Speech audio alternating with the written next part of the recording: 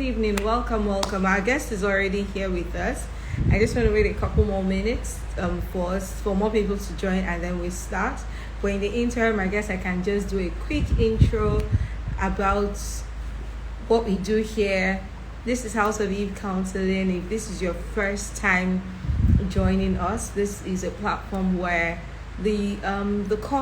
our core objective here is to empower, to educate, to inform anyone that might have grown up in a dysfunctional family to know that your background doesn't determine your present or your future, and you have the choice to make the best out of your life, and even create a functional family for your own family that you'll be raising. And also to create self-awareness for so many people that might not even realize that some of the challenges or issues that they are currently dealing with or facing is from their background. And so this is just a platform to educate, to inform, and to help, counsel in whatever way that we can, to just help everyone that might have a dysfunctional background. And again, if you've just started following us, you can check our past Instagram lives, which is also saved on our YouTube channel at House of Eve Counselling. We see that we've touched on some fundamentals, which is first of all clarifying or defining what a dysfunctional family is. So the stereotype definition is dysfunctional family is a family or people who come from a broken home, or from a home that the parents are separated and all of that. But that's usually not the case, because you can be from a two-parent family and still grow up in a dysfunctional environment. It is what your primary caregivers have made of that environment that makes it either functional or functional. So it's even possible to grow up in a single parent home and it's a functional environment for a child to grow up in and thrive properly in the society. Again, one thing we should all take note of is that the world that we are all born into is extremely toxic.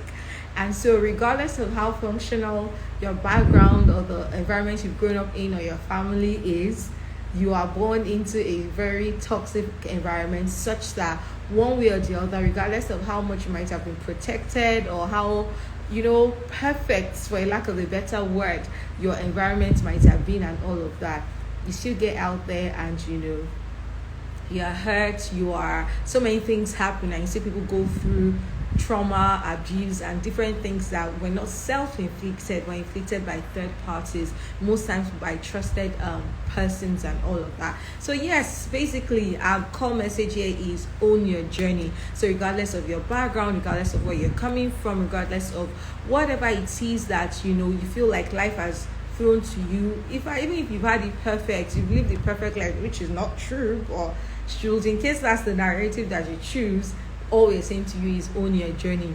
Do not shortchange yourself of living an abundant life, a life that is rich and fulfilling because of whatever you might have been through, how your background might have been. Do not deny or shortchange yourself of that. You still need to live a life that is full and is very, very abundant. And that's why we say to you, own your journey. And steps to own your journey many of the topics that we've been discussing and will continue to discuss here. So yes, welcome. And my name is Oluwatoyin. I'm the lead counselor here. I'm a certified family life counselor, and it brings me so much joy to be doing this, because this is a path that I have walked. I won't even say I have walked, and I am currently still walking, and day by day it keeps getting better.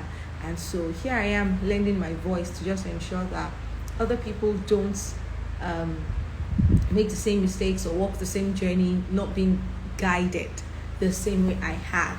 So today is not for me doing all the talking alone. In fact, I want to do less of the talking and have our guests do more of the talking. So I'm going to be adding our guest right now. I'd like to add her before I do an introduction. Yes. I'd like to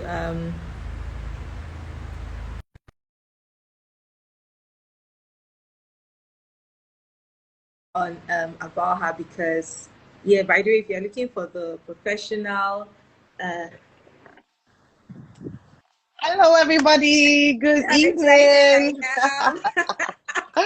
Oh my God. I need to pray for Grace to be well behaved and not be too Receive grace. excited. Amen. And not be too excited because I am too happy. Even me, I am here to learn myself because wow. So let me start with my introduction, like I said. Yes. So everyone meet Ayo. Ayo Marathon. See, I Combined. started. It's I said, collabo. I am Myro Thompson. Collabo. Can you imagine? Your husband should not come and catch me. I am Mairo-Ese, me Thompson. So I met her when she was still Iron Thompson and then became Iron Mairo-Ese. And they married her fully. Fully. She's Fully. a full Shakiri Fully. wife now. So Isoko, they will oh, find you on many sorry. levels. Full Isoko, full Delta wife. Yes, but then, so by the way, if you want the very official and formal introduction, you can go online. She's a popular figure. You can read up on that. But let me introduce Ayo in my own way. Ayo has been of immense, not even being, she's a blessing to me, right? I feel there are some certain people, like one to three persons in my life that I know that there is no way I would have done life's journey without them in it. Like it's not possible. It was just meant to be that these persons are catalyst and orchestrator of me becoming everything that I'm supposed to become. And Ayo is one of those people. And you know, one of the amazing things, or should I say, not then it wasn't amazing because I didn't understand it, but now in retrospect, thinking through it and all of that, it was the fact that one of the things that intrigued me to you was meeting someone that we'll talk and talk and everything, and I just realized that we're so similar. We're just so similar. We're just so similar. We're just so similar. And there was so much to learn from her. And one thing I can also say about it is that your heart is big. Like it's like I Thank you. understood myself better meeting Aya. Oh. Like Aya will tell me how much I ask a lot of questions, and but I know that the questions are genuine and all of that. It's not like you trying to probe or something. Like it's just been amazing. I think I'm short of words. You've been an immense blessing to my Oh. life. I will definitely not be here. Like, and I know that we all say by God's grace and everything, but God doesn't come down physically. He sends humans, he sends people in human form to be a part of your life and be a blessing. And I just want to thank you for walking life's journey with me. We've been on this journey, but I'm going to surprise you. I'm going to celebrate a 10th year anniversary next year. I'm Is going it to not do you? I something. trust you. You're not incapable of that. That is right up Exactly. I'm not your incapable street. of that. So Yeah, that, sometimes you think I'm you in will a surprise me if you relationship. didn't. You see. So yeah, but man, it's been amazing, amazing 9 years of knowing you, and I'm glad that even though 9 years already. yeah, Yeah, it because I is. realized I met you in 2015, and I'm like, wow, can you imagine 2024, right? And it's been amazing, even of course with your husband as well, two of you Yeah. combined.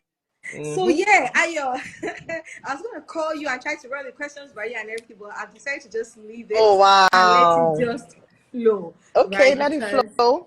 yeah, let it flow. And yeah, thank you for coming. Thank you for accepting to do this. Welcome everyone. This is Thank you for inviting House, me.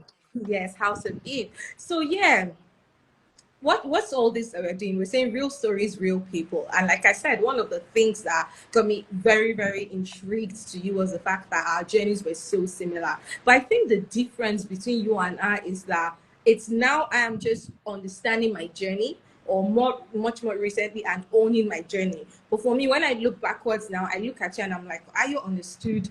I don't know. She understood the path that she was walking for so quite well, and she walked it well. And to be honest, one of my greatest fear as someone who was raised by a single parent is marrying wrong. Mm, And so seeing you and the kind of relationship that you and your spouse, my brother yeah. Mairo, share is so amazing. Like, how did you do it? How did you get it right? Mm. And all of that. But again, I don't want to rush you. We're going to take it step by step. So I think I'll just start with, asking you to share your journey, your story of, your childhood, your background. And as you just share, I just begin to ask questions. And so let me just like kind of clarify that the objective of this at the end of the day is that, first of all, a dysfunctional family is not a family whereby the parents are broken up or separated and all of that. There can be people who have lived in a two-parent family, but it's such a dysfunctional environment that the child has grown up into a dysfunctional adult. That's number one. There are also people that, yes, due to being raised by a single parent,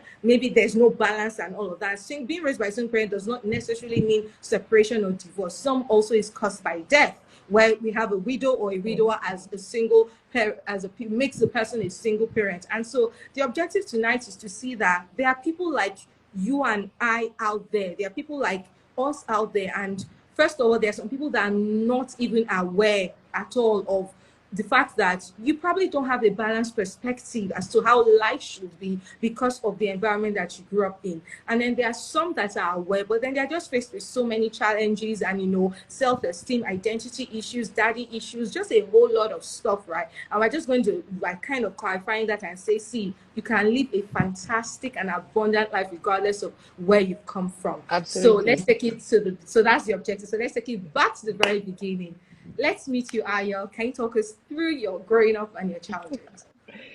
Thank you so much, my dearest Oluwatoyin, also known as Oluwatoyin Billions, the woman with a big smile, reflective of her big heart, and the woman who dares and is very bold to take on certain mountains and actions, and a woman truly held by God. I really want to celebrate you and thank you so much for bringing me on your platform, House of Eve.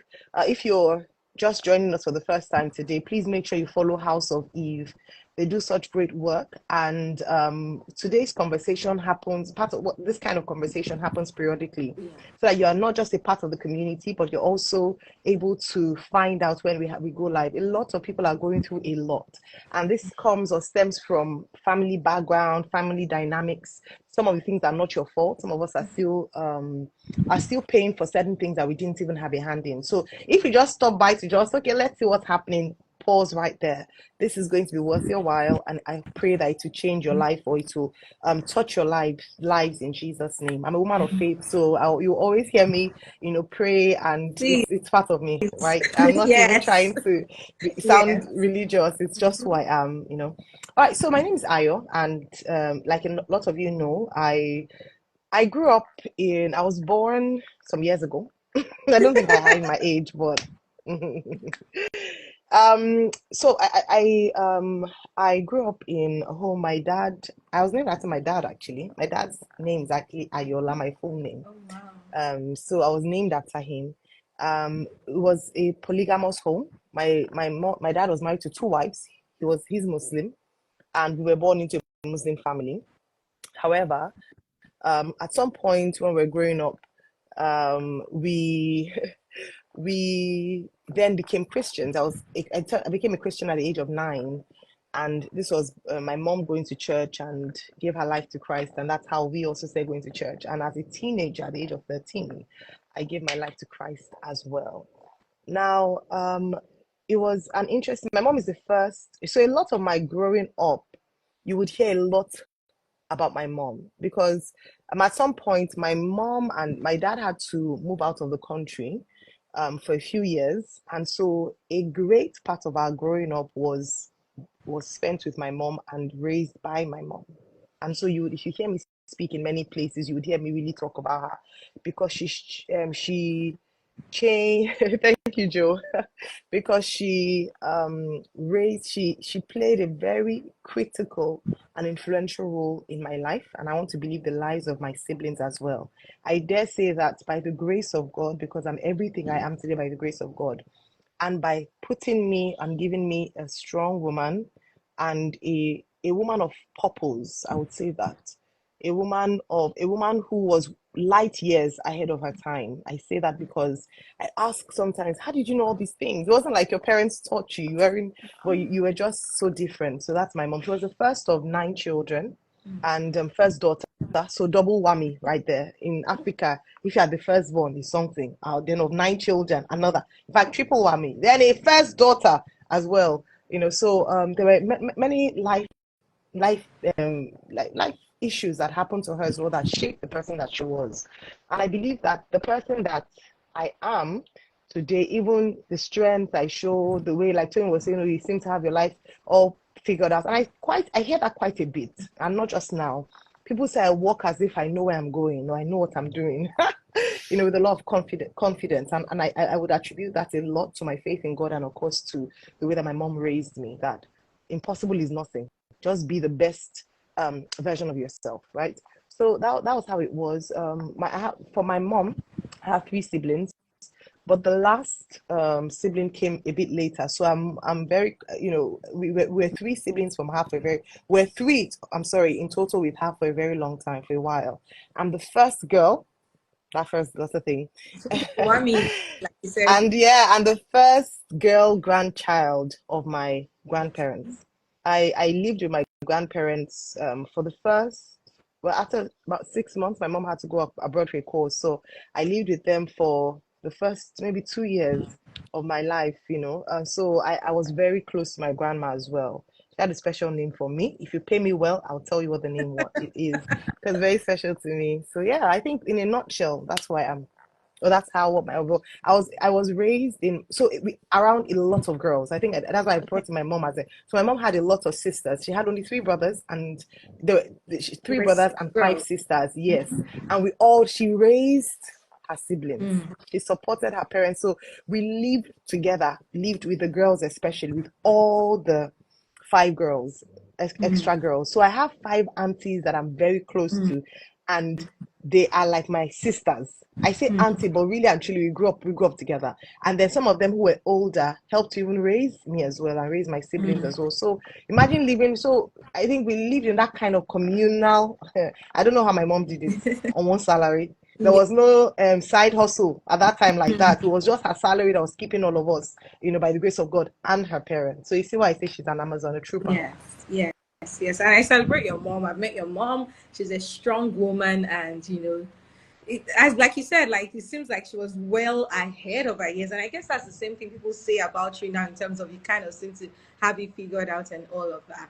Okay, so thank you for sharing that with us. I've started taking notes of some key things that you said, which is your faith in God was very pivotal to navigating this journey. So now, can you take us into growing up and the place of still just having your mom being the should I say primary is it okay to say like primary Oh caregiver yes, as a absolutely, parent because your she dad was. exactly okay because your dad was out of the country and all of Yeah, that and was literally being raised by her yeah, as a single mom and all. yeah. So now if you first of all maybe if there are some challenges in retrospect now that you can refer to that maybe because it was just being raised by a strong independent woman because there should be a balance to everything, right? Yeah, That maybe there's some things now in retrospect yeah. or so you can share that with us. But the main question I'd like to go into is now growing up as an adult who is self-aware, who knows herself and all of that, like how did you then like just realize that okay, did you have daddy issues? Did Oh you yeah, of ever course I did. Of course I okay. did. All right, so can Um, you talk us through like finding that balance now growing up as an adult? Yeah. thank you. So I like what you said at the very beginning of this session that when you see the word dysfunctional, I don't like using that because it's quite a label that in the part of the world that we come from can be a label. I Yeah. remember even when you want to get married, they'll tell you, oh, don't marry her. She's from a dysfunctional family. Broken home. Broken, yeah, that's the word. There was Yeah. actually someone that used that term, and I thought, gosh, what a loss. Do you know who so, and I know people who feel disadvantaged because of that. They tell you, oh, and so, also there are stereotypes around, we don't want the same thing to occur Yeah. again, Yeah. the way she didn't grow up with a two-parent household, so it might be the same, she may not know. So that's another different, and maybe we'll get into that Yeah. conversation in the course of today. But for me personally, right, a girl needs her father. I think that my relationship with God, the way it is, that's the positive side of what I went through, not having a father figure growing up in my formative years. Let me put it that way. Because in the Yeah. early years of my life, my dad was present. Yes. He was Yes. present. So, and I remember then, and when my dad was present, my dad he's a family man. Let me put it that way. He's a family man. He loves people around. He loves, life. He's a proper Lagosian. My dad is from Lagos State, so I'm from Lagos State, Lagos Island. Proper Lagosian, so would have dancing competitions. I can dance, by the way. And he would, just unprovoked in the home. And he really wanted a united family. So he did a lot to try to ensure that me and my half siblings were together. So we went to the same primary school. I ensured we all went together. So the driver would drop us at primary school and bring us back. And then we did a lot of activities together, tried to stay over in each other's homes because we lived in separate houses Okay. with each of our individual moms. Yeah. His dream was to have one house that all of us would live together in. Unfortunately, that didn't quite materialize. But you would imagine, so that's the kind of background we grew up in. Now, he was very intelligent as well. So someone's actually, as an aside, he was head boy in his school. My dad is very brainy. So all his children are actually quite intelligent. I have first class sisters. I have sisters who are, and brothers who are so creative. My mom as well is very intelligent. So anyways, let me go back. So I don't digress. Now, in the first early years, I remember then when I would make my hair. So my mom was the stricter of the two. Okay. So there was that balance. And that's the great thing. You know how they say good cop, bad cop? So Yeah. when my mom was no nonsense. My dad was more the softer side. I think I can remember twice when my dad beat us. He hardly beat the girls. The boys got it. But the girls, he hardly beat us.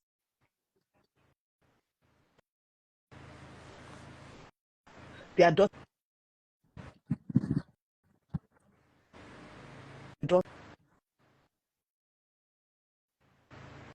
now who say that, or children who say, oh, because my dad was this way, they have a truckload of self-confidence. So no man can come and bamboozle them or tell them anything because they got it first from their dad. So these are some of the things that you miss out from when you don't have a present dad, right?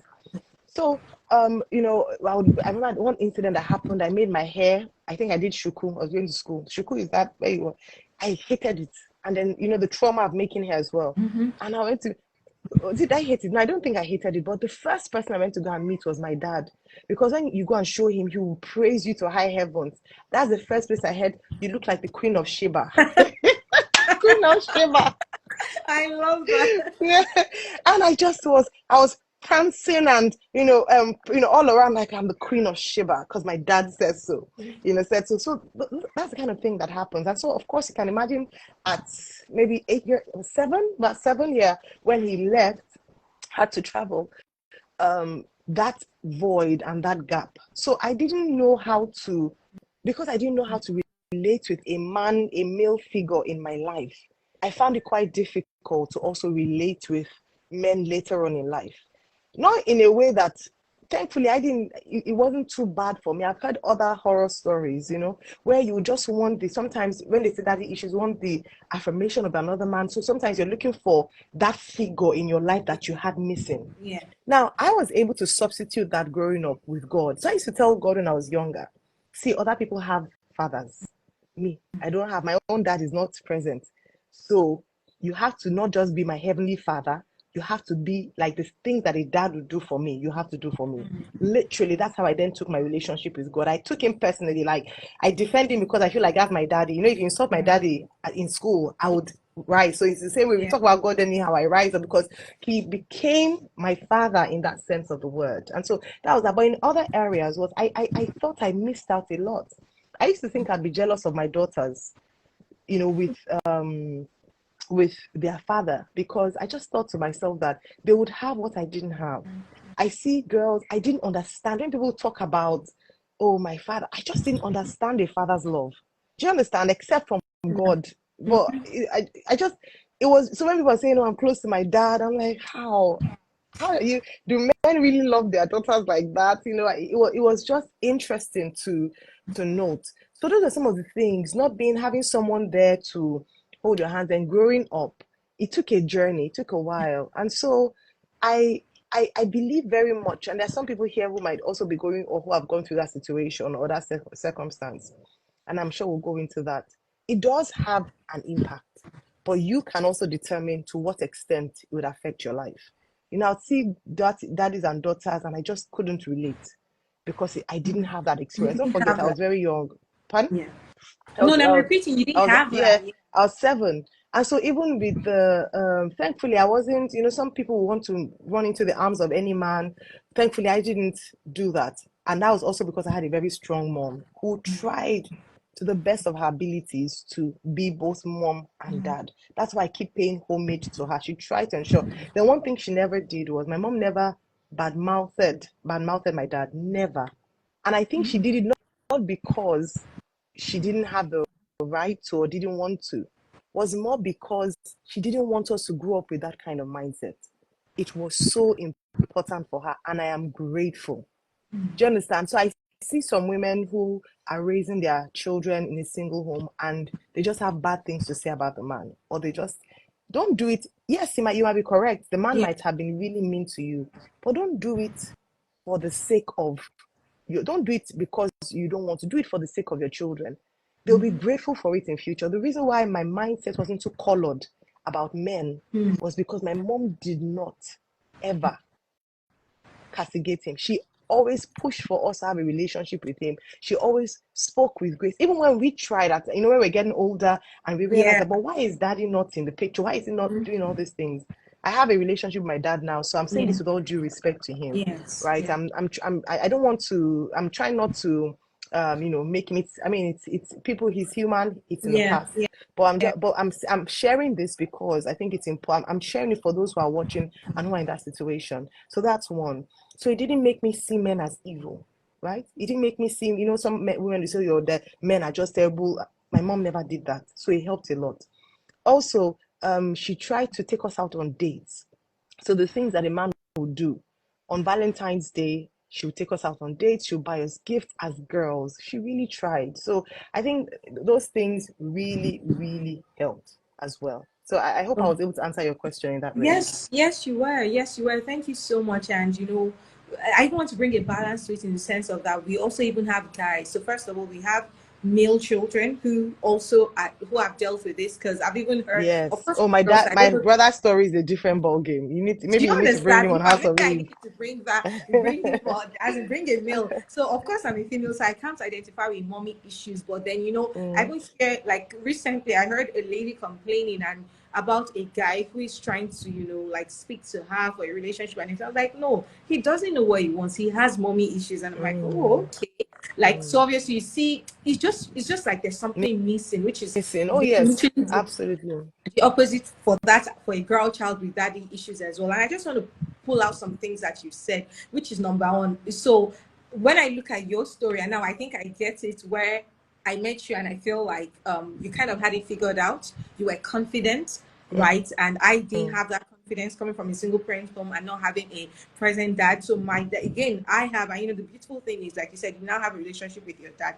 I also have a relationship with my dad. Now my dad was, well, my parents were married up until I was about 17, but even up until that moment when they were 17, like the marriage was already going through tough times, that we were not relating to them as a couple, more like daddy and mommy yeah. separately and all of that, right? Yeah. But the point is, there was that family of five, also a polygamous home, but then Yeah. it was my family. Like, I didn't live with my house siblings or Mm, anything. I just knew about mm. them and all, and but it was just my brothers and I and the nuclear family, and then they finally broke up and all of that. So, like I said, what I guess now from what I thought you had figured out was the fact that you knew God so early. Yes. And so I didn't know you were at my Mm. 30th, right? In Yes. fact, yes, you are my 30th. It was that day. And you remember how I wasn't even sure I wanted to celebrate my 30th and all of that. Yeah. And you were not even you were the main person that pushed me to say, trust your father. And that's one of the many things I admired about, because I remember when you were getting married, I know I would just go about and say, I just tell him, like, sometimes like you feel like she behaves like a princess, and it can even be annoying to you sometimes because it's like she's living in la la land, but it's because I didn't get it. Now I get it. And I Mm. remember when I was getting married, right? She would say things like, my father owns everything. My father is the king of kings. I can't remember the exact phrase you used to use, but what she was trying to say then, and if I don't know if you remember, you can say it. Yes, of But the course, I fact is that remember. he's going to pay for my wedding and all of that. And I just used to like what she's saying and everything. Like, even if I was to get married that moment when you were getting married, Yeah. it was going to be based on what is in my savings. Like, let's be Yeah. realistic here. I Mm. get the faith part, but like, as a let's be realistic. But now I get it, because it Mm. was until that day of my, and that's where the old, you have to call me Oluwatoyin and not Toyin, because just give God praise because I now understand him as a father. So the first thing I'm bringing out, and the reason why I'm really emphasizing this is sometimes when we talk about God and everything, might sound all Christianese and all of that. Like salvation is not the main thing. It's just to pass. Is a ticket and all of that. Like this relationship with God. And so I'm speaking to everybody here. Maybe you are whether you're single, whether you are married, like just realize that every decision and every choice that you make, it goes beyond you. It goes to even the generations unborn that are coming out of you. So she knew God early, and that father figure was more or less there for her. That's why she had that confidence, and even still admitting the fact that she still had some challenges and all of that. But there was that thing just knowing that God is me and you, and that goes a long way. And again, I feel also for the for the male child as well, there's a confidence. So God is both a father and a mother. So that's the first thing you mentioned I want to point out. Number two is that your mom, the mindset that your mom had, and I know that some cases are bad, like Terrible. bad, Yeah. like it is bad. Yeah. Some children have witnessed domestic violence. They've witnessed emotional abuse. They've witnessed their mother or their father being cheated on, being treated like trash, being taken advantage of. That even so, I struggled with unforgiveness for the longest time, and it wasn't even because of what had happened to my parents. It was just the fact that, well, you can try not to be married to. I just saw rejection. That's what it was. So for me, Yeah. my parents' separation equals to rejection of me as a child. Yeah. Like I wasn't wanted, and those are the many things that different people deal with. So whatever category you fall in here, single, married, talking stage in a relationship, please, I just hope that you're really rethinking a lot of things, especially for those that are still single, to just know that, like, why am I choosing to do this thing I'm doing? Why am I choosing this person that I want to marry? Because it goes a long way. It's beyond both of it. Because for me, I felt rejection. I felt I had low self-esteem. I struggled with my identity just because things weren't working out between two adults, and they have their right to, for it not to work out, I had to go their separate ways and all of that. Do you understand? But the point is, there are now children involved, and you know the effects of these things, right, and all of that. So again, is your mom, the strong role she played trying to balance both the role of dad and mom. And I know that last night when I shared this on my WhatsApp and all of that, someone reached out to me who is like, oh, I would really like to join, because for me, I've been doing House of It because I'm like, there are people like me that have grown up from this quote and unquote what people call us broken home stereotype and everything. I need you to know that your life is normal. You can make better decisions, and most importantly, do not repeat the cycle again. But then having someone reach out to me who is a single mom and say, I want to listen and join because I want to be sure that I'm creating a normal environment for my kids. Like That's so important. It hit me so much because I never even thought of that. I was thinking of young adults like myself, but this is a young adult. So I'm like, actually, there are young adults like you and I whose circumstances of life have now made them single parents, and they are now in this reality and they want to do things differently, right? And also, just something to learn from is she said her mom never badmouthed her dad, and that's why I brought up the old. Some situations are really bad, like it's extremely bad, and we know it. But as much as possible, not because that spouse has done, whether male or whether it's your husband or your wife that has done, they've been terrible, no child support, domestic violence and all of that, but for the sake of the mind of those children and their perspective, like I'm glad that you get to share your experience, that you are grateful to your mom for never doing that and the balance that she created. So please, whatever it is that you can learn as we're speaking, please just continue to. So the next thing I want to go on to ask you is that, so you've spoken, did you have low self-esteem? Did you have issues with your identity? Was there anything like that? Did you ever feel like times where there were situations whereby some things happen, like it's because I don't have a present dad, that's why this person can do this to me, or take advantage of this situation, or anything like that? I don't think I did, I Okay. mentioned to you from the very beginning that my mom didn't even make us realize that we didn't have it, like our dad present. It wasn't So it present. just seemed like he was just abroad, he didn't. And that's why I talk about, and I'm speaking, maybe what I'm here to really speak to Yeah. is for women who found themselves in that situation, Yeah. or also to change the perspective of girls or young ladies who went through that situation, to see that you are not a product of what you went through. We cannot dictate or talk about how how life situations affect us. So I talk about days when my mom would send us emails about, or sent me an email about, just mention a few great women and said, look at all these women. Who do you want to be in future? What name, what legacy do you have? Those are the kind of things that she did. I said she was like, that one is, I don't know. She was, but I think it was filled Shout with the out. spirit. Yeah, because she's born again. So I think that also helped her even in her in her not being bitter. It was also because of the fact that she was a Christian, so she wanted to please Yeah. God, so she wouldn't have Yeah. said those things. So yeah. um So yeah, I like so that. in that way, yeah, so in that way, confidence, yes, with guys later though. Mhm. And that came about from another life circumstance that happened, Oh, whereby I also had the fact that was even more about marriage, where I was scared to get married because that I good. thought that, yes, I thought that marriages don't work because Mm, around me I hadn't seen, my mom had it, and it hadn't worked. So I thought, okay, maybe this marriage thing is a myth. This marriage mm, thing, enjoying and loving your marriage, is a myth. And those are some of the things that happen when you sit by. And yes. something else that happened as well. Let me now, okay, some other things. And so maybe not confidence, but also having to step into adult shoes quite early. Now, in a Mm, situation where you yeah. have both Yeah. parents around, they have both of they can bounce off each other and relate at that level as adults. As the first girl, sometimes I had to step into the shoes of an adult to listen to my mom or to Second have mommy. adult conversations with my mom. Yes. And so sometimes I'd feel like, oh, man, this is too much for me at this age. Oh, do you understand? So those conversations also colored my outlook towards marriage. And so I was petrified at some point. I thought marriage was just there for you to just endure, do what you can, and hope for the best. Right. And that also was a process that, even so, because your parents are your first role model in Yeah. marriage, so when you Yeah. don't see that firsthand, it can actually color your mindset. And so what happened for me was that then God brought me into a home when I was in uni of a couple who had been married for over 20 years, and they were behaving like new newlyweds. Now I say this because some people, so that if I talk my issues, yeah, that was there around, okay, how some of the things I went through colored without even me knowing that this was how I thought.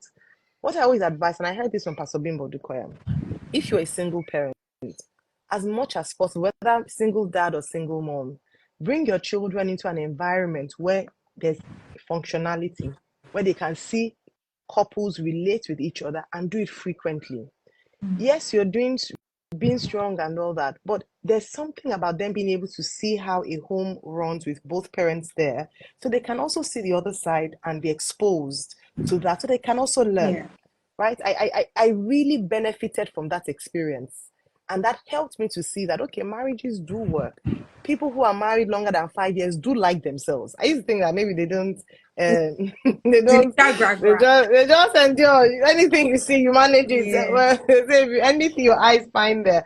But that Yeah. confidence thing, I want to tell you, you're your child's first confidence booster. Yes. So it was Yes. a powerful combination. Number one, my mom was my confidence booster. Then I now had God and all the things that I'd been taught from. I grew up in the church, so children's church, teenage church, telling me I was the apple of God's eye. I'm Yeah. a chosen generation. So you can't mess with the chosen Yeah. generation, royal priesthood, So those things were, so I faced them. The only thing I tried when I was trying to make marriage work for myself. So I would be in wrong relationships and I would stay there because I just felt that, I didn't have that right outlook. I just thought, no, I just wanted to be here and stay here. That is why I'm very passionate about building self-confidence in young girls Yes. and boys. Let me not Yes. Yes. discriminate. I feel Yes. like a lot of errors that young people make would be halved or almost eliminated if they knew who they were. I'm Yes. so I agree passionate with about that. you. There are certain things that I did not because I wanted to do them, but because my friend, or peer pressure would tell me, and this is me that wasn't even very susceptible to peer pressure. But there are certain things you would take, you would handle, you would accept because of low self-esteem, like you said, Tony. Yeah. So I'm big my words, I'm a woman of words.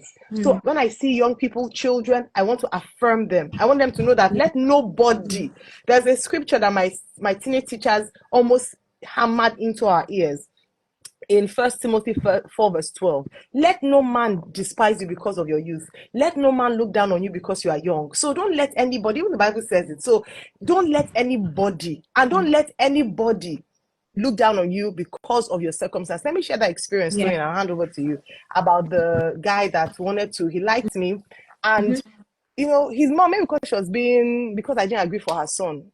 And I heard later that she now told somebody, that maybe another girl now came up. She was now telling her that, at least, you know, you're not from a broken home. I wanted to laugh in Chinese. You can never make me feel bad. Am I the one that am I the one that made the circumstance like that? No. If that I was so confident in God's plan for my life that if that's the reason why you don't want to, then you're not God's will for me. I was confident that the person who God wanted would have me marry would like me for me and everything I had. So I feel as well, I meet a lot of women as well who feel that because of their background, they hide it. Maybe the guy, then he's not for you. Pastor Bimbo used to say it a lot of times. You must go where you are celebrated and not tolerated. So that thing, you know, these were the words I listened to on a daily basis. I'm not joking. I listened to these messages. So they were ingrained in my mindset. You cannot come and meet me and tell me that I'm disadvantaged. Then I'm not for you. You're not for me. Because so please, if you're here and you've been feeling like, just manage me because I'm not, you're complete. The Bible says you're complete in Christ Jesus, who is the head of all principality and power. I don't need a full home. Yes, things might have happened in your past, but nobody should have the right to make you. So I just thought, in fact, for me, it reflected poorly on the person more than on me. I'm like, oh, really? So that was even when, something else. Sorry, I'll hand over to you now. Please go on. Something else that actually, so I'm remembering some things. So I want to also be very real with you. I'm real 100%. I don't form. So one of the things I also remember was also, interestingly, I wanted to marry somebody who was not from a broken home. Can you imagine the irony of that? And that's sometimes what happens. Sometimes subconsciously you are running away from your path, because I felt like, okay, no, I really wanted to have a father-in-law present, so that I would almost feel, you know, you're always looking for places where you missed out, so you're hoping that you will get that later in the future. Then I also felt that in me, I was discriminating against people like me. So sometimes sometimes the people who condemn the most are people who don't like where they're coming from. So they condemn where they are coming from or what they are. So I would always, one of the criteria I'm looking for in a guy was someone who had, who'd grow up, because I felt like, okay, have something that I didn't have. Let there be balance.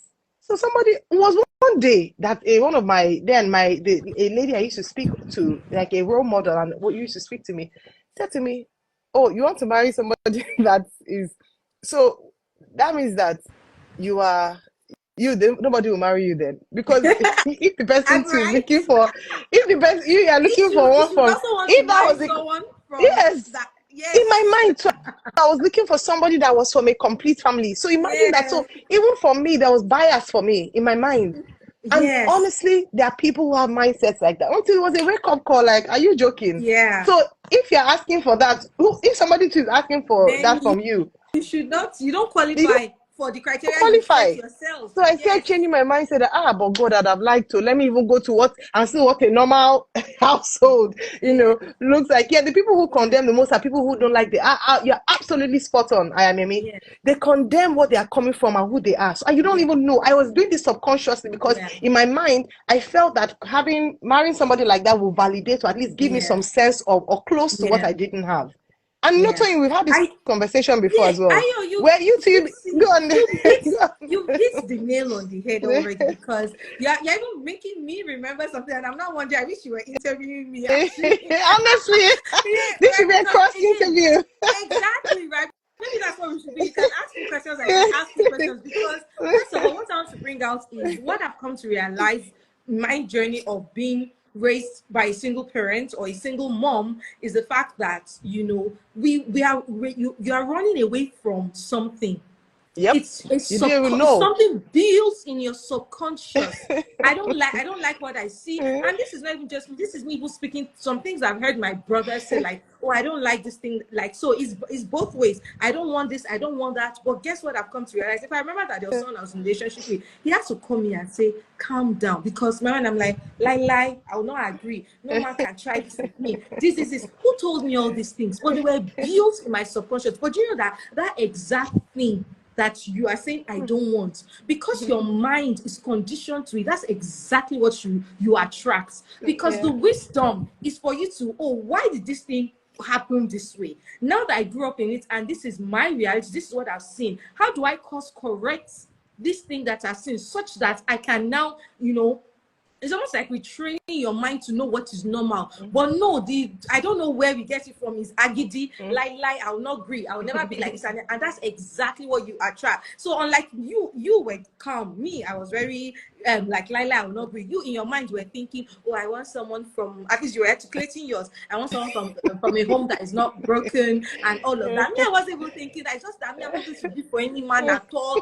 I'm independent and this, but really, and when you think about it, imagine if I carry that kind of attitude into a man that he did not offend me. He's not the one that sent my friends to be broken for their marriage to broke and anything.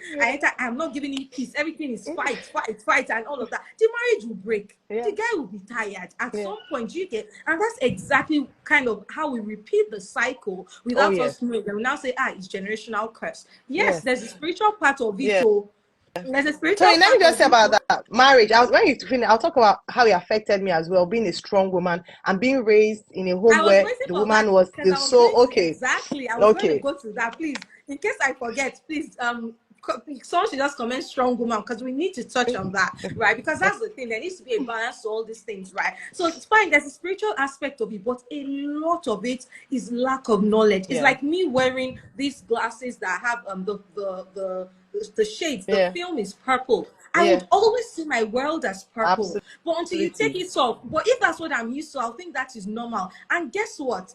What he said, you saying that the couple that you lived with, in London, and that's what helped. Do you know that it was you and Pastor Twain that I experienced for the first time, and I knew that marriage you could be happy in marriage. Where I was coming from, it was managed. You know when they say, your brother said, make marry and then we'll just be struggling it up, because it's supposed to be struggle. But then for the first time, I met Pastor Tony. Then through Pastor Tony, I met Ayo in association, and then they're already commenting strong woman. Okay, and then I saw, first of all, I saw you as so I think, and that's the thing about God, is an orchestrator. Even when you are not yet sending him, or you're not yet aware, he knows how he's ordering your step. So I met Ayo as a single woman who understood her background, but she was confident and all of that. Then I met my mentor, Pastor Tony, who is happily married, and even just going, my husband will sort this, and I'm like, you can't call the mechanic, you cannot change your tire, like, what is, do you understand? But apparently, like, this is how it's supposed to work, like allowing yourself to be nurtured and all of that, right? And so we just need to be careful and just go and adjust some of these mentalities that we have. And that's where some of all this feminism thing has started from. Like, it's coming from a place from a very myopic place and all of that. Another thing I wanted to mention that you said while you were speaking is how just a number of things that they are there. So I know somebody who in particular said that I don't want to. Our own family was also broken home and everything. She actually did this thing. I wanted someone from that the parents were married, so she broke up with who she was with, and then when someone that family were married and everything, and I didn't want to go to what is going on, right, and everything for privacy and all of that. But it just made me realize that people that grew up with two parents, so I'm trying to say this in a very nice way, but you are not better than people that grew up with one parent. You are not. It's because it's not a function of two parents or one parent. It's a function of, I think, who is raising you. Preach. It is who is raising you. And that's why I would like to throw this back to, especially for the singles or even parents that are here. What are you raising? Who are you? What are you raising? What are you pouring into the seeds that God has given to you? As a single, all this is good though. See me, I'm in my waiting journey, and some days are tough and some days are very great. I have more days that are great than the days that are not tough, and I am enjoying learning so much. Like, I'm embracing that. I'm so glad I'm still single that I heard this, because even me, I know that I would have flunked the marriage, right? And I'm not saying that you cannot get married and learn inside marriage. Everybody's journey Yeah. is different, right? Yeah. Me, this is me, and I'm grateful for where I am because I've come to know God as my father. There's one thing I now say, like, even if everybody does not know, my father knows my wedding date, and that is enough for me. That's enough. You don't need to know.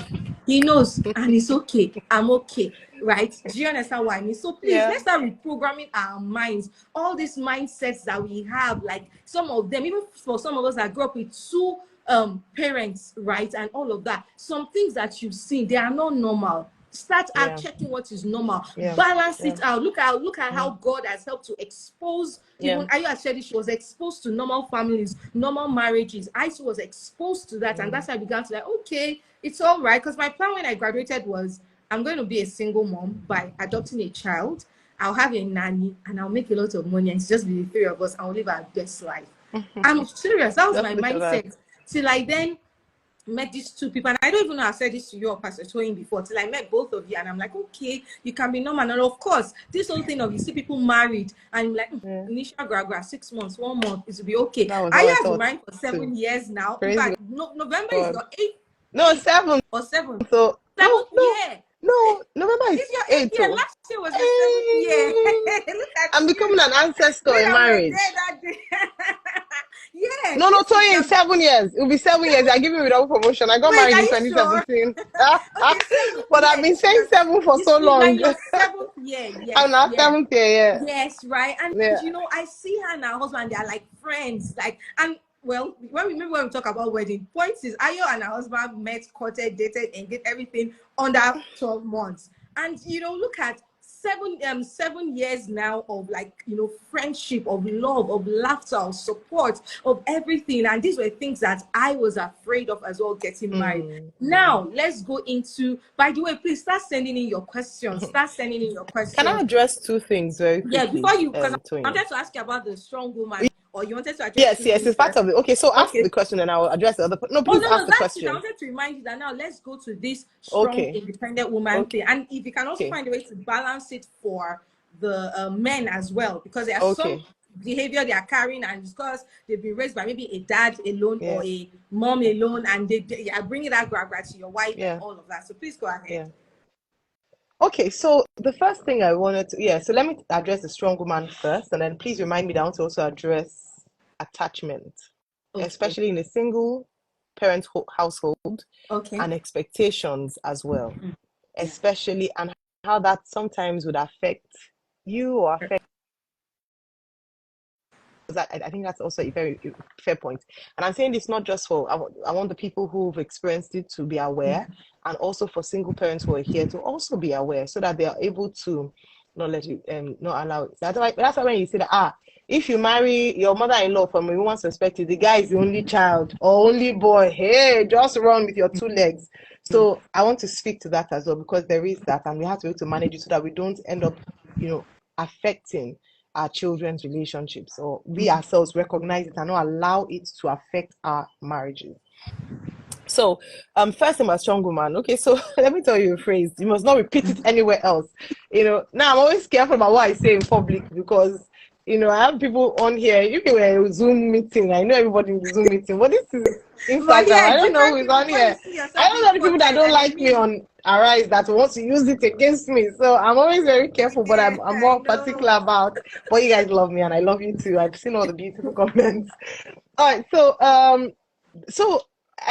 one of the things I remember when I first got married, first few years, and this is when my husband should come in. He used to say that 2 of us cannot wear the same trousers. We cannot be. There's only one man in this marriage. And I'm like, what do you mean? I thought I was a girly girl. Every girl we ask, I thought I was a woman that, I want to relax and be taken care of. But I realized that because all I knew about at least a home was a woman taking charge and making decisions. And what's it called? And So you know, come and meet somebody who I've not seen that kind of thing happen. You know, if you grew up in a home where you see your mom, you remember I said that your parents are your first model in many instances. You know, asking you working together, teamwork, and then somebody saying that because I'm expressing my very valid opinion in a very interesting way, I want to wear the same trousers. I'm like, what do you mean by that? What are you saying? But thank God because he was patient enough. So sometimes we don't even unconsciously know that we take on the role of male and female because of what we have seen. Yes. And so we don't actually know how to. I believe in roles. And I belong to Eden. I follow Eden as well. Eden Marriages. Eden Marriages on Instagram. And one of the things that Pastor Toyin, who's on here, TFA, says is that one of the things that she teaches is roles in marriages. I think it's so important, even if you have an organization. So I want to speak to this so that I don't say that, feminism in the terms of the context of it, I understand, what it's about. But sometimes good movement can be hijacked. We've seen it many times play out, and then it goes very extreme, right? Even in an organization where they're all men, you have a CEO, COO, all of them have a role. Even in a company where you have two co-founders, if you don't want things to scatter, you have to have roles. Both of you cannot be doing the same thing. You will bump heads. You will certainly bump heads. So in order for there to be order, okay, you do this, you do that. And it doesn't make anybody less than the other. It just means that you have order and structure in order to make your institution stronger. So and where we now argue is what should be the role of a woman, the role of a man, is there a need? And that's where we now have a lot of conversation around. It's your home, it's your institution. So once you agree in your home that this is the role for me as me, as a man, as a husband, discuss it before you get married. So you don't get into marriage and you're surprised. And you're like, the way when I was growing up, my mother, or this is how I thought a woman should be. Discuss it. And agree on your roles, and don't be bothered by external influences or dictates as to how you should be. But there are some traditional roles that we know, and if you're happy with it, please enjoy it. I have seen homes and marriages where it has worked for them, and that's why their homes are thriving. Teamwork makes the dream work. Absolutely, Coach Yomi. So don't let anybody say that, old-fashioned. That old-fashioned way, as long as you're in a loving relationship that the foundation is God, works. We've seen it many times. It's when it is abused that people use the exception of abuse as examples and make it seem like a very bad thing. It is actually, you have to have clearly defined roles. It helps. Anyways, so I would get into, maybe I'm like, no, I must do this. And my husband is like, I'm the authority. I'm the constituted authority. Let me use that word. And I'm like, what do you mean? And he's like, babe, you argue as if both of us are fighting each other. Like, it's like a man and a man are living together. So I want to be a woman, but I also want to be a man too in that relationship. So this really played out in the marriage, and he would say things like, and I'll be very offended by that. Like, what do you mean? I thought I know how to. I'm a Christian. I believe in submission, to my husband, but you have to also be able to talk. You have to also be able to state your point. And then it doesn't help that I'm now a public speaker. Now I'm not even my own. Like, all these things. I say, when you go on TV and I rise, you can go and do all that one. I'm not under trial. You're not holding me to. I'm not Tinubu. I'm not all these people. So you have to really respect yourself and me respect myself, right? So those are some of the things and it was really because I lived with a very strong woman who handled both things. My mom was mom and dad. My mom was male and female. Strong to be able to do both. And I'm sure that if you ask her now, she would have wanted things to have been softer, to have that balance of having a man there. But she just had to step up to the plate because that's where she found herself, right? So seeing that sometimes you don't even know how to, you're just, everybody, I'm in charge, I'm doing this, I'm doing that. And you just forget. So I just wanted to point that out. Let me say something. Do you know that I realized that some of these men, and you can confirm maybe if that's the case, because that strong woman and independent woman you were as a single is one of the things that attracted them to you. You're not wondering why you're not complaining. Maybe not really. I don't know many men. Of course, a man wants. Yes, my husband likes. Yes, he likes. He likes. Yes, confidence. My husband likes me. But you have to calm down as well. And I'm not saying calm down in a negative way. You have to realize that you are in a union, and both of you have roles and responsibilities. And when you step into other person's, when you step into other person's territory, there will be you clash heads. Do you understand? So I think I'm even still learning that. I want to believe I'm better than I was Yes, 7 years want to ago. believe I think so I have, too. because I've not Yeah. heard that in a long time, Oluwa. that, oh, you want to enter the same trouser. There's only one man.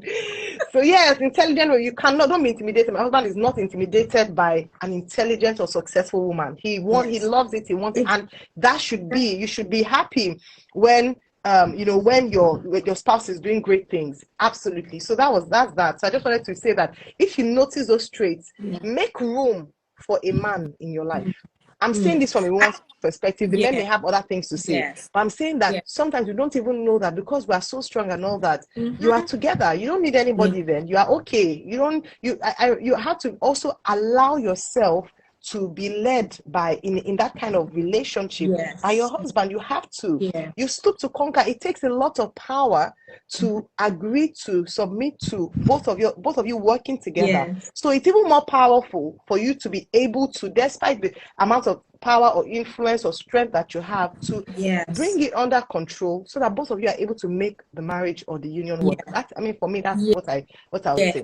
I'd like to add before Pastor Tony is reminding us of the attachment. Thank Oh you, yeah, Pastor Tony. yeah, I have to talk about I'd that's like very to important. contribute to this from the single Yeah, woman's perspective, because for you, and that's the thing about, first of all, even as a person, when you open yourself up to learning, right? So you went into marriage, and of course you've gotten better. There are some of these things, let's call them blind spots, you yeah, didn't know, and having a spouse is what exposed you to that aspect about yourself. But even now as a single man, because I've heard you say this before, and I'm checking myself as, oh, how am I doing this? So part of the questions I'm asking myself is, do I have role models? Do I have mentors? Somebody that I submit to, someone that I'm accountable to? It might be a female, it might be a male, right?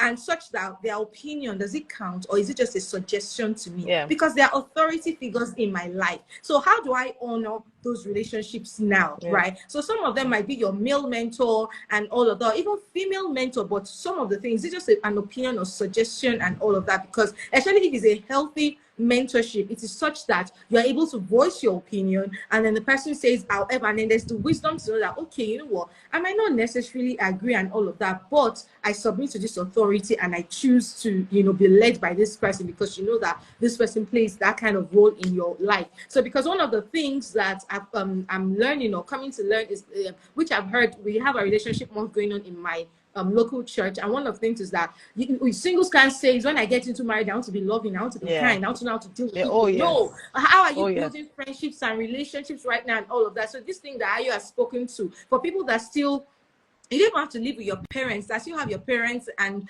just authority figures that you have in your life. And this does not mean that she wasn't respecting the authority figure in her life as that. Then no, that's not what I'm saying. I'm just saying, kind of like, check yourself more. Remember what I said earlier about your mind has been conditioned to a certain way of doing things. But check yourself, because you can keep saying, I'm not going to end up like that, I'm not going to be like, but it's just mouth, it's talk, talk, talk, talk. Your mind is used to doing things in a certain way, and then you Absolutely. don't want to course correct it. And knowledge is all that it needs, knowledge and training, and it becomes a habit to know to do things differently. You don't do any of that, I'm sorry, you're going to repeat the exact same mistake Oh that yes. you saw other people repeat that you said you didn't want. So now back to you, attachments. Okay. Yes, attachment. Now, Yes. I've noticed that in a home where, of course, children and parents have a special relationship Yeah. and bond, but Yes. I've also realized that in many instances, I don't want to run the risk of generalization, but Yeah. in many instances, because of that bond and the fact that of the shared experience that they've gone through, so you've been through trauma in a way, you have something that binds you together even more. Yeah. It's difficult sometimes when it's time for a third party to come in, and that's why you see challenges in that. And then there's separation, and there's sometimes it's difficult to let go, and this happens both ways, not just with men and their mothers. It could happen with girls and their fathers, or girls and their mothers who raised them. There could also be an unhealthy dependence on each other. Remember I said that at that time, for a lot of mothers, sometimes your only friend, you now make that child your Your friend, your friend. confidant, Yes. everything. So you are giving that child the responsibility of an adult. I Yeah. want to please encourage, find adult friends. Your child is your friend, yes, but you also have to ensure that they're free enough to be able to break away when it's time for marriage and it doesn't become an issue. I've seen this play out a number of times. I remember then when my friends used to tell me when I was single that, Ayo, how are you going to do this when you get married? You know, you and your mom, da, da, da. And I used to think that was preposterous. Of course, I mean, I've been looking forward to get married for a very long time. We will find a way. But I realized that getting married, because of the attachment and the closeness and the fact that we did everything, we spoke about everything, it can be sometimes difficult to detach in that way. Feel guilty. And truly be one. Yes, there's the guilt trip as well. Some parents lay it on thicker than others. Sometimes you won't even know until it actually happens, or when you now get married. Yeah. And there's this, because you've always been there for your parents. Yeah. You now feel, yes, the way there's mommy guilt, there's daughter guilt as well. There's son guilt. And that's why sometimes some mommy's boys, I'll just leave mommy. It is some guilt, yes. And some parents lay it thick on their children. Yes. You know, because if you're the one that you are, when they're sick, they'll call you. When they need to eat, they'll call you. Now you're not married to somebody else. I'm sorry to say, that person now becomes your priority. Yes. There's a change of baton. Yes. And we think we can be okay with it until it happens. You are used to this, and then almost like an intruder comes in, and sometimes it does affect marriages. Yes. Because there's such a strong, I want to say hold, but it is a hold, a strong hold or a strong dependence. Yes. Yeah. And so it doesn't always start wrongly. It's just that that's what you've been used to, and it's as a result of shared experience. It's a bit deeper than if you're, and that's why I hear some women or men say that I just want my parents to get married so that they can leave me alone. But you also feel bad for saying that because you'll be feeling bad, like, oh, I shouldn't be saying this. But so you see that guilt I'm talking about, and others just see it as normal. But it's a bit, you've always done this all your life. Do you understand? You've been the person's all in all. It's even worse when you are the only child. The burden is a lot. And I want to appeal to parents to understand. Begin to withdraw that dependence on your child. Begin to don't make your child your all in all. It is not fair. No human being has the capacity to carry that responsibility. Find other social gatherings. Cut the apron string now. It has caused a lot of challenges. And there's sometimes when you are so engrossed in your relationship that you don't even know that you are not even open for another relationship, because you might as well marry your mother. Yes. You might as well marry your father, because both of you do the same thing. And it is intimidating to an outsider. I'm telling you the truth. What you see as normal. This is what me and my mom are doing. Me and mommy are doing the same thing. Me and daddy are doing the same thing. Can be intimidating to someone who would think that, can I carry on this responsibility? Can I? Because what you guys have, the bond you share, that person is just coming into your life, and it's unfair on that person to bring them into it. Becomes a threesome, a complicated relationship. So the best thing is, with all the love in the world, number one is, please, for single parents, don't make your child your all in all. Don't make them the center of your world. Yes. Live. Don't put all your eggs in their basket, so that in the future you then be saying, oh, after all I've done for you, my mom. It's good though. Every parent is important, but don't do it, because in the future it might have repercussions. Release the hold. Let the child be free to be able to find themselves outside of you. Don't put the burden. You might think it's normal. This is my friend, we gist about everything. Your child is your child. Don't give your child the responsibility of a spouse. Some people do it unconsciously. The way you come home, I want to gist with your spouse, you put that responsibility on the child. So what then happens is that the child gets married and is married to two people. Married to you. And then that's when you have the situation of trying to pick between the parents and so you now put them in that situation. And it shouldn't. So begin to prepare for that time, and recognize that when your child marries, they're going to be one with their, and you don't want a broken home for your child. Exactly. And then even for the child as well, find some balance. Mommy and daddy will be fine. It will be fine. Yes, healthy boundaries. They'll be fine. It is difficult because you've spent all your life being there for them. So you feel guilty when somebody else now comes to take that place. Some of us think that we are ready, but we're not actually ready. Ready. I You're thought I was ready, but I was actually, if I'm being honest, I was not actually ready because this was, this. So I hope I've been able to say that. Yes, I've you been able to have. break You that. I tried have. to break Yes. it down as much as possible. Yes. I've seen it, and I feel like we don't talk about this This is enough. And it's enough. not just Yes. with mommy's Yes. boys. It also Because happens that's with always the even end of girls. Yes, yeah. and it may Yeah. not even just be because you just love the child. It's also that there's that sense of responsibility, Mm-hmm. a huge responsibility. I'm telling the mothers today, it is heavy on your children. Release it. Yeah. It is heavy on them. Yes, it All right. is. Thank you so much, Ayo, for that. And this is me even saying it to any child being an adult that is here right now, in terms of start creating healthy boundaries such that, like, just start creating healthy boundaries with your parents, whether your mom or your dad, even though you're not yet married, but because you have this knowledge and you understand this now, begin to introduce boundaries into your relationship. Encourage them to find friends outside of you, because what happens to some people is you are the friend, you are the Yeah. you are the friend, you are the co-parents, Yeah.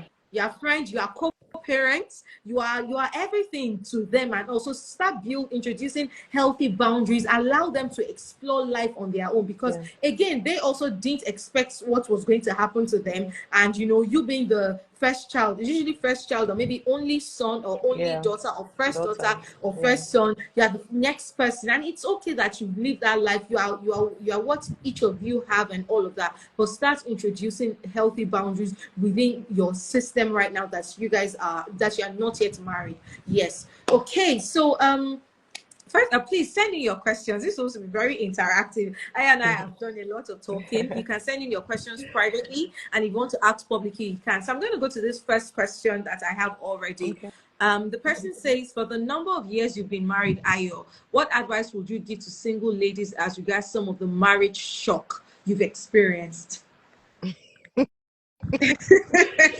So what marriage shock did I Shock. experience? Let me see. I guess maybe one of this thing, what this last point you Yes, touched on is almost yes, like a this marriage last point shock. was a You shock for thought you me. were Oh. ready, I thought right? I was at no, no, no, Like, no. of But it was course, a I want to shock for marry me. Yes. now. Yeah, yeah, Yes, it was a now. shock for me. Yeah. Yes. Yeah, it was a shock for me. That was one. Number two is let me think now. Yeah, let me just tell you, because since people that are not happy, they always say it with all their full chest. Me, I'm happy. Oh, I don't really miss a lot of things as a single lady. I was single for very long. My husband does not stress me. Let me not lie to you. He doesn't stress me, and I'm grateful for that. So he doesn't make me miss singlehood too much. Yeah. Doesn't stress me. I'm not feeling I wish I had more time. He gives me even too much time. So I'm like, don't you miss me? Don't you want us? He's like, just do what you want to do.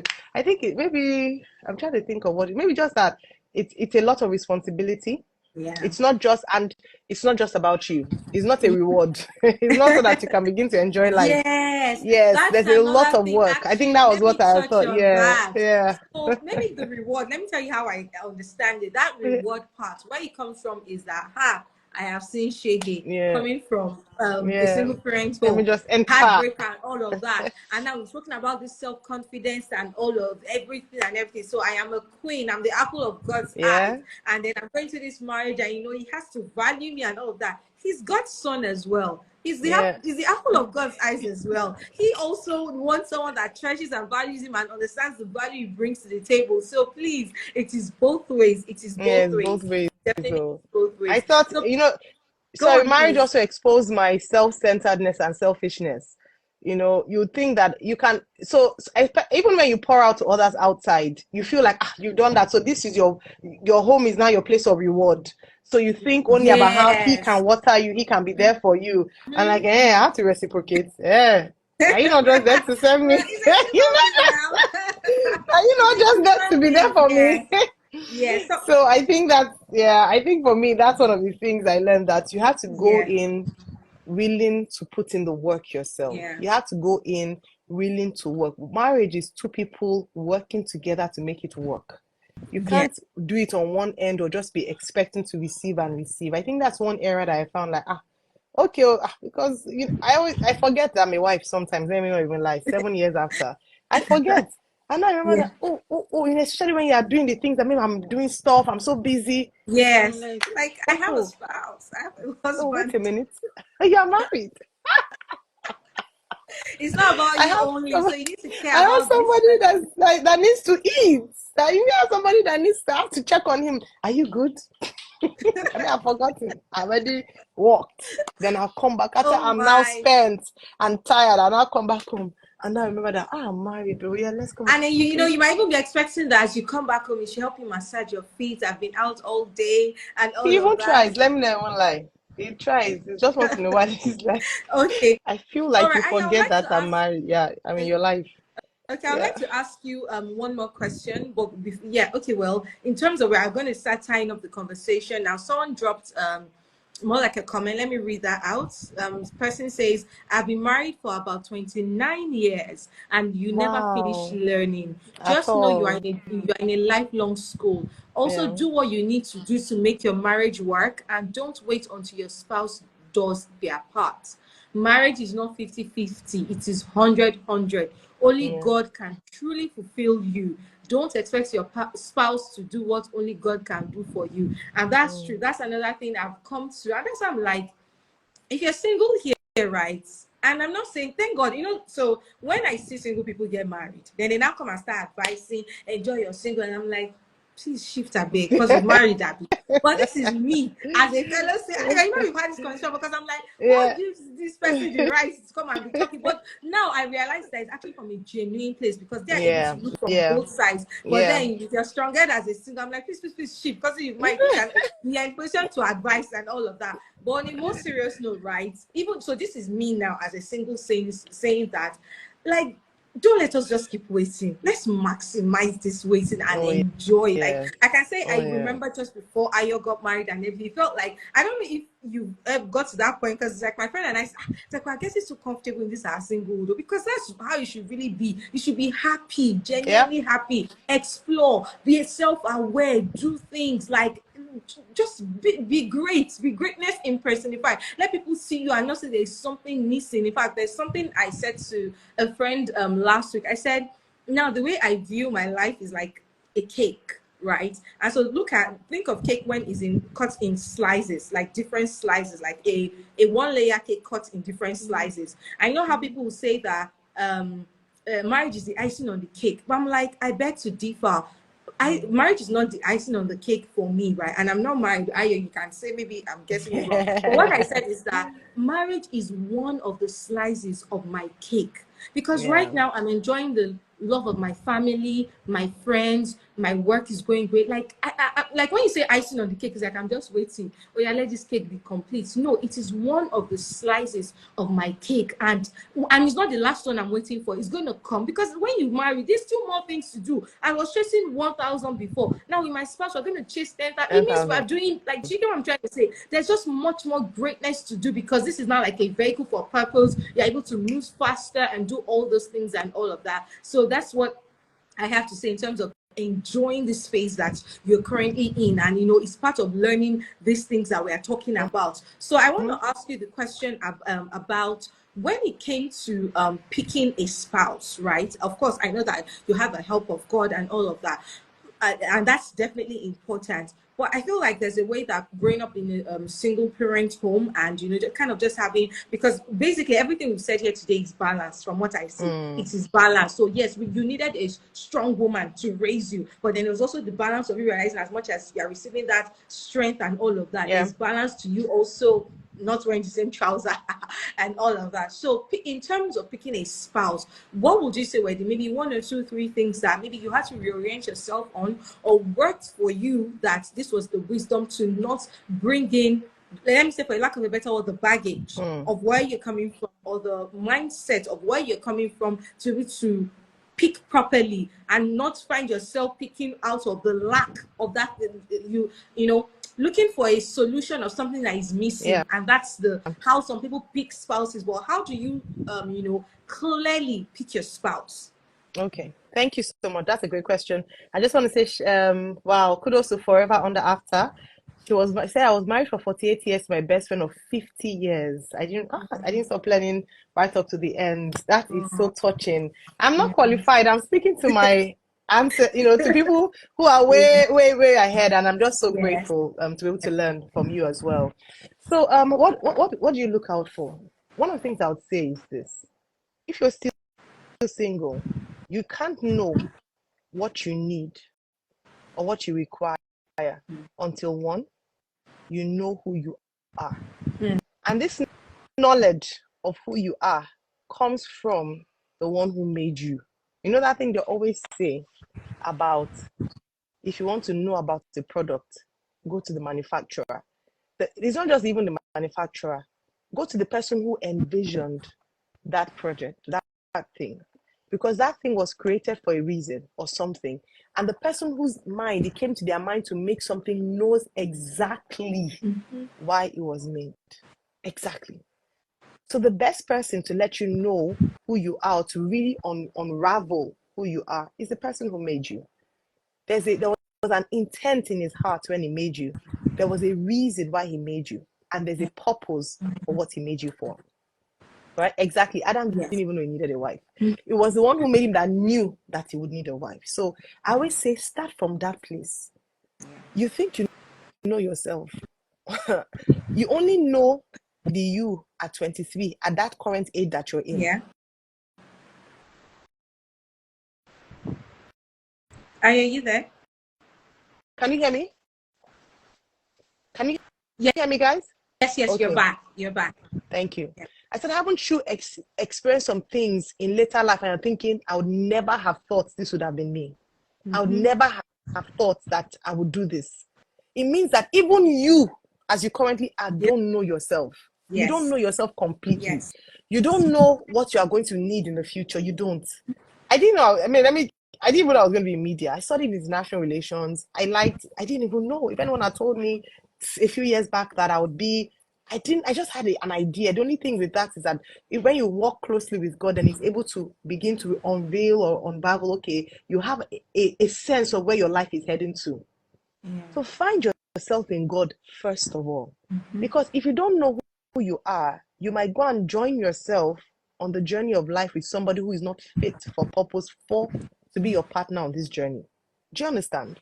Yes. So, for instance, I have a friend who just wanted to be a housewife, homemaker. She used to call herself, I don't know, she's a happily homemaker. When as she grew older, she's now a powerhouse in industry. Yeah. Powerhouse. So imagine if she had married somebody then who wanted a housewife.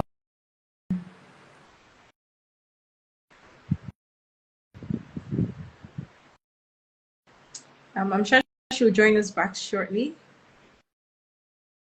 Yes, you're back. Yes. Then it should have now been an issue a few years down the line, because he would say, I married a housewife because you told me you wanted to be a housewife. And then later discover that actually that wasn't the path that God had chosen for her. And she's loving what she's doing at the moment. Yeah. So I want you to recognize and that's why at that time, maybe if God had brought her someone who wanted, and he said, okay, this is the person I want you to marry. Because she wouldn't have understood where she was going to. She might have resisted. Yeah. But then if you are yielded and submitted to God, you will trust him, marry him, and then later in future be like, thank God, I didn't even know I needed such a man. And so I always tell, first two things, know yourself, and the only way you can know yourself is by knowing God and letting God reveal to you who you are. The second is then watch out for patterns.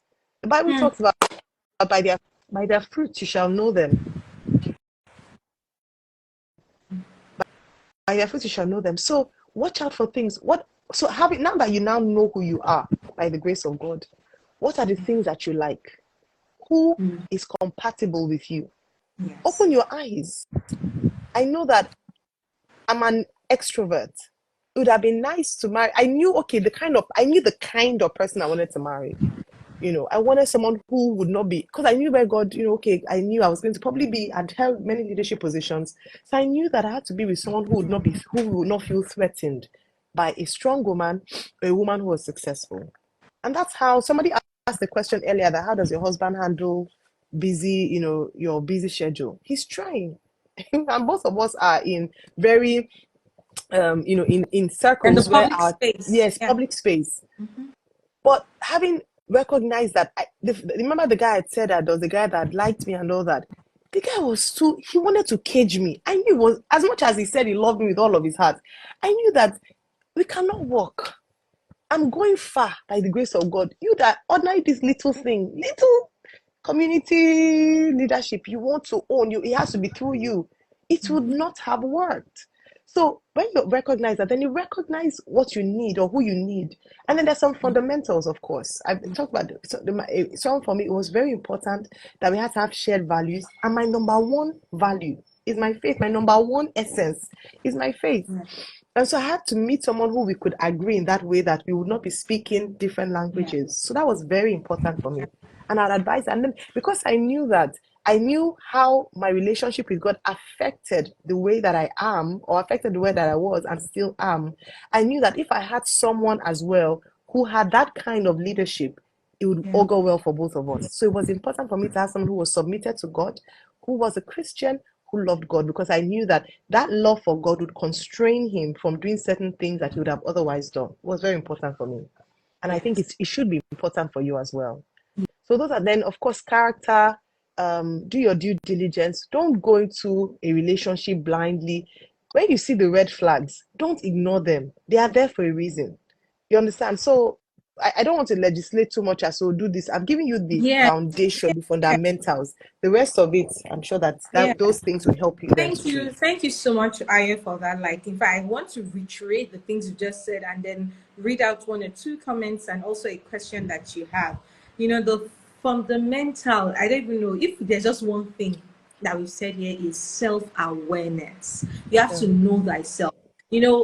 Because for me, the longest time before I came to a place of self-awareness, I felt like this life that I was coming from or that I had and everything, I wanted it to it felt, okay, let me try to explain. It felt like the way I had two lives to live, right? So this life that I lived, I wasn't in control of it. I was born into it. All this, shenanigans, polygamy, everything, separated, blah, blah, and all of that. Then now that I'm aware of myself, I'm an adult, it will now end. Then my real life will now start. And that real life that will now start is marriage. So I'll choose who I want to marry, then we'll now start our life. That's how my brain processes it. But that's the life, because I'm this one person. And that's what, our core messages here in as House of Witch is own your journey. I began to become self-aware, or embrace, like, let me just say, my freedom or my liberation came from embracing and owning my journey, that this is my life. I am from a broken home. I wear it with my full chest. I am not disabled. I am not underprivileged. You are not better than me in any way. It is what it is. If anything, I've seen how it did not work on the other side, such that I have the wisdom to even make mine work and not take some things for granted. And so self-awareness is so key. It's so key. When I had that perspective of two lives and everything, marriage seemed like a cure. Loneliness is not a sickness. It is not a disease, and marriage is not the cure for it.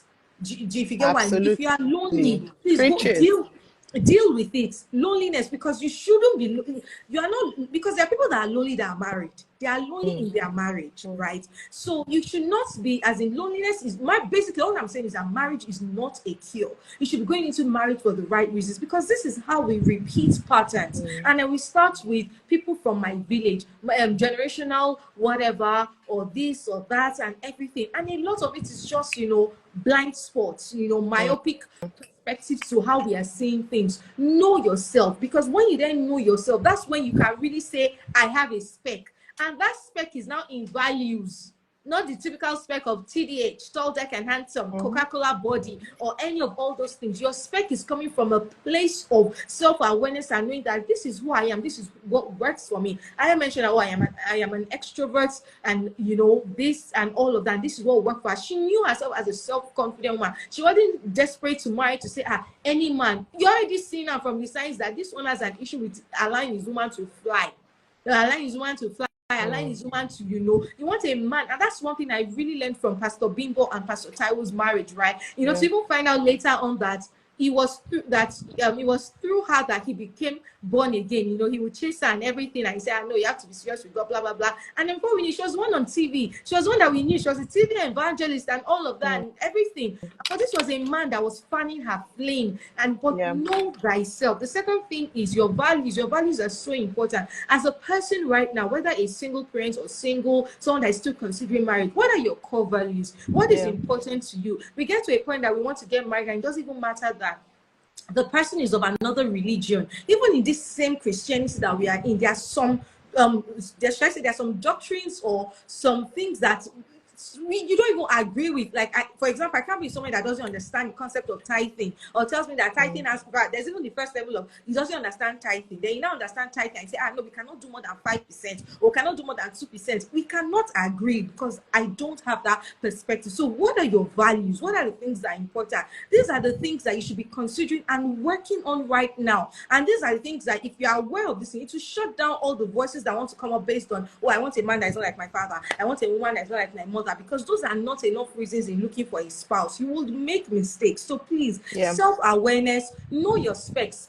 coming from a place of knowing who you are and what works for you. What's your temperament? What's your personality type? What are the things that work for you and all of that? What are your values? And again, marriage is not a cure. That's something that is so important. Build self-confidence. Be the best version of yourself. Even as a married person, continue to improve on yourself. So I'm just going to read out this comment that we have so far. Even as we've done 1 hour 30 minutes, and it just feels like a couple of minutes. So we have this is my uncle that is giving these comments. By the way, thank you so much, Uncle Goega. He says, we dated for 10 years, married for 26. Every day is a new dawn. Identify what you love about each other and keep falling in love. Challenges will come, but love and patience will surmount them. And so that's so important. So there's this question, and I think that'll be our final question for the night, which is, how do you identify some toxic survival behaviors you've learned over the years so it doesn't wreck you in future? Did you get the question? Okay, yes, I did. That's a very good question. Yeah, very good question. So one of it is by gaining knowledge and understanding. When you understand what should be normal, it's like, okay, I was a science student. Oh, really? And when we did, I was the best science student. I finished as best graduating science student in my set in secondary school. Amazing. When we do titration, you titrate against so you have a control acid and base, and so you titrate to ensure that yours matches what the control is. Okay. So yes, so in the same vein, if you are insular, you need to. So the reason I knew that there was a challenge was because when you put it side by side, what should be, it didn't quite match up. I saw that there were certain things that didn't look like it, and so I was able to self-reflect, following self-evaluation. Okay. So it's important that you are able to do that as well. One of the things, and that's why I said knowledge. And so coming from meetings like this, you might even have been doing something for a long time and you didn't even realize that it's not normal. So when you then hear other people talk about it and you get educated about it, then you know that this is not actually right. Yeah. And that's why we encourage people to find, gain knowledge, read, attend meetings, go for things. You might be in situations where you feel like it's normal. Then when you now meet people and you expose yourself to information, you then see that, okay, this is what I thought was okay. I'm not actually quite okay. Yeah. Or is this the reason why I'm behaving the way I'm behaving? Yeah. So that's one way to identify those traits. Number 2 is that have people who can tell you the truth as well. So Toyin has talked about how we've had conversations. She's had conversations with our mentor. She's not just our mentor, Pastor Toyin. And so when you have conversations like that, be able to have people in your life that can tell you the truth. Okay. So if you only have people who are yes men, anything you do, oh, you're fantastic, oh, you're wonderful, you will not you will not know about yourself. So sometimes I have people who, even at the end of each year or periodically, they do a self-evaluation document and send to their close friends, like, tell me about mine. And you want to tell to people that are honest, right, about you. So those are some of those things, those two top things I would say. Number one, gain information, get knowledge. Sometimes you don't even know that you're a certain type of way until you attend meetings like this or read books or listen to seminars about it, and then you think, oh my goodness, I didn't even know that this was a thing or that this is an issue. I am big on conversation. I am big on opening up. I am big on gaining, just being able to expose yourself to knowledge. I'm sure you've heard in the course of our conversation today, the many times we refer to what somebody said, how somebody identified, how we learned from here and there. Then, of course, the second thing like I said, is how people around you can tell you the truth.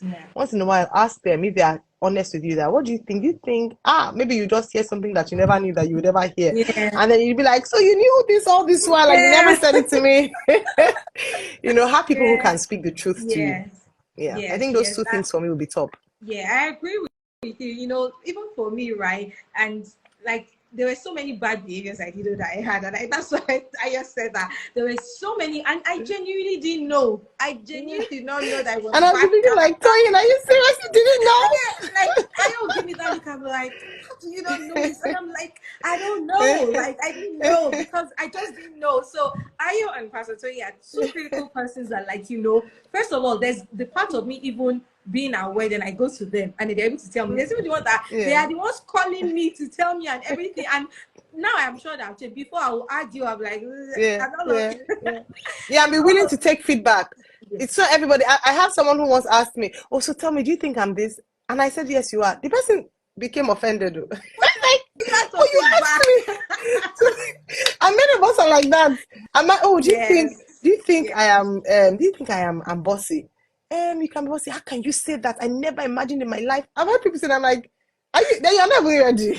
So it's one thing to be asking for feedback, but when the feedback is given to you, take it as constructive. They don't hate you. They want you to be better. So I ask, why do you think? Why would I lie? Like, why would I lie about? How is it serving me? You also should check who you are asking for that feedback from. So these are people that more than anything, they pour into me. Than even the feedback they're giving me is also pouring into me because they want me to be better. So even identifying that these are people that they're your tribe, they have your best interest. And again, like just like you rightly said, what do I have to lose with telling you the truth? Like, what's my business with that? It was too shocking. I'm like, okay, next time, okay, if you say, am I good? And I say you're not good, and how can you say you're good? And you've been my friend for years. You can. Nobody has ever told me before. Have you not spoken to people that have body odor? I had, anyways, and the time I said, you need to do it. I'm like, nobody in their lives have ever told me that I have body odor. So I'm like, so am I jealous of you? Why would I tell you? So most of us want to ask for the truth, but we don't want to hear the truth. So what I would have expected. So I'm very. If you tell me, I don't despise feedback. Yes, even if you've never heard it before, just know that the Igbo said that the day you wake up is your morning. The day you are told, take it and work on it. Don't argue. If you ask people, don't argue. Don't say it can never. Maybe no. Your mindset towards me is different. Even if listen. And maybe if you want to ask a second person, it might shock you. Yes. Like, okay, this person said, so you bring and say, don't ask them the same question, or that do you think I'm bossy? Just say, oh, this person said I am bossy. So the person feels freer to tell you that, okay, I think maybe you can be bossy on Mondays. Just to tell you. I like that. And I think if we're to summarize that, I'll call it vulnerability. Part of your self-awareness journey is being able to be vulnerable. Vulnerable to being corrected, vulnerable to taking feedback, vulnerable to even tell yourself the truth. I've heard someone say that you can lie to everybody. You can even pretend and form that you're lying to God. Actually, you're lying to yourself. But one person you cannot lie to is yourself. So what truth are you telling yourself? And I don't know if you remember this. Like, I used to live with my family friend. So I had to move to the island when I got a job on the island, and it was something that my mom thought I needed to do for stress of driving from the mainland to the island. And then there was the dad, there was the mom, and then kids and everything. And so people just automatically assumed that was my father, and I loved the idea of that picture, father, mother, but it wasn't my truth. It wasn't my truth. So I really had to come to the end of myself in accepting that, see, this is the real truth. And the truth is, if I continue to fake that life, even though it wasn't, when we say fake life now, people, it's more of the bigger things. But this is like, because they're my family friends, they're like my foster parents and all of that. I could have still continued to say, oh yeah, that's my family, that's all. But I was doing a disservice to myself. I would not be here today, but I've come to understand and learn more stuff about myself. So I do hope that with this conversation, I don't know, really say a few words, because I was going to say a few words. I don't know if it was a few words, but I hope with this wholesome conversation, you are able to own your journey, whether as someone who has grown up in a single parent home, or even in a two-parent home, or you are a single parent, or whatever it is, or you even just heard some things that you know that even though they say this in church, don't listen for somebody else, listen for yourself. I hope you listen for yourself first before you then tell someone to come and watch the replay. But what I'm just trying to say is that I hope that we were able to leave you with wholesome truths to help you live your life better, own your journey. The most important thing, right? Why is there House of Eve? The House of Eve is, by the way, it's not a female thing, it's not a female ministry. Eve actually means mother of all living, from Genesis 3:20. It says, and he called that Eve, and Eve means mother of all living. The point is that this is a house where you're supposed to find life. And that life is John 10:10, which says that he has given you abundant life. And that's just the message, regardless of your journey, regardless of where you're coming from. And that's why we bring guests from time to time, where either from their wealth of knowledge or even sharing their own real life experiences, telling you how they've been able to navigate and are still navigating their journey. This thing is a journey. It's not a bus stop. It is not a destination. Our life is a journey. And the earlier that we understand that this is a journey, the better for us that we begin to enjoy every point it is that we are on that journey. So I hope you've had a wonderful time. Please help me thank my guests. Ayo, I do not take your time for granted. Every moment with you is, whether it is we're just watching TV or having fun, it is just filled with love, wisdom, laughter. You're an amazing person, true and true. And again, I say it repeatedly, like you are definitely one person I know that. I know there are some people you meet and then maybe you still find their replica. You needed to be in my life. I needed to meet you in my lifetime, and I'm glad that. I might say something sometimes. Looks like we're in a relationship. No, honestly, boyfriend Toyin. No, I know, but I like, and that's no, I love to totally appreciate I it. love to appreciate people because because I'm a product of people. That's I feel like my life testimony is that he places the solitude in families, and this is an example of the family that I have found that I know that there is nothing wrong with me. I am not jinxed. Pastor Tony had to ring that in my ears over and over again. You are not jinxed. You are shout not out jinxed. To Pastor Toyin. Yes, so shout out to my mentor who has joined as well, Pastor Tony Adebayo, who runs Eden Marriages. Please, whether you're single, married, you need to follow Eden Marriages for wholesome content on marriages. There are marriages that are thriving and they are working. And of course, Ayo also leads a ministry of women called Pray Women's Circle. I'm also part of Pray Women's Circle on Instagram. It is PWC. Shout out to the PWC women. PWC. And we have a number of them here that actually joined the call as well. Thank you for joining. Thank you, it's just a wholesome, and we're all over the world. It's not just here in Nigeria. We're all over the world. There's North American division and Africa division and all of that. And it's just a wholesome community where we pray and we do life together. We even have a group for married people, then for single people. And we call it Waiting and Loving It because that's what I remember that I used to be part of us. I used to proudly Walian. I can never hide away from that.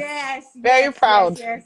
I know you are one of my, there's so like you're one of my, and I feel like I'm talking about. I'd rather give you your flowers now and publicly. Thank you. You're one of the people that I know, one of my few friends or people that one of my friends that I know that you lived your single life to it blossomed. You lived it to the full, and I'm even happy to see you happily married. And it gives hope. It gives hope to the rest of us, and I'm just really grateful. Thank you, everyone. It's been an amazing evening. We're going to come back with more quotes, more things on our page. Follow us on Instagram. This will go up on our YouTube. It's also be on Instagram. Thank you so much. God bless everyone for joining. Amen. God Amen. bless you. God bless Thank you, Oluwatoyin. Thanks to everyone who joined. Really loved the conversation in the comments. My people, Yinka Oshifeso and all others, Coach Yomi, Oluwayemi, everybody. Yes, I love you guys. Thank you. Thank you. I appreciate it very much. God bless you. Yes, God bless you. Thank you, Toyin. Bye. Yes, bye, everyone. God bless you.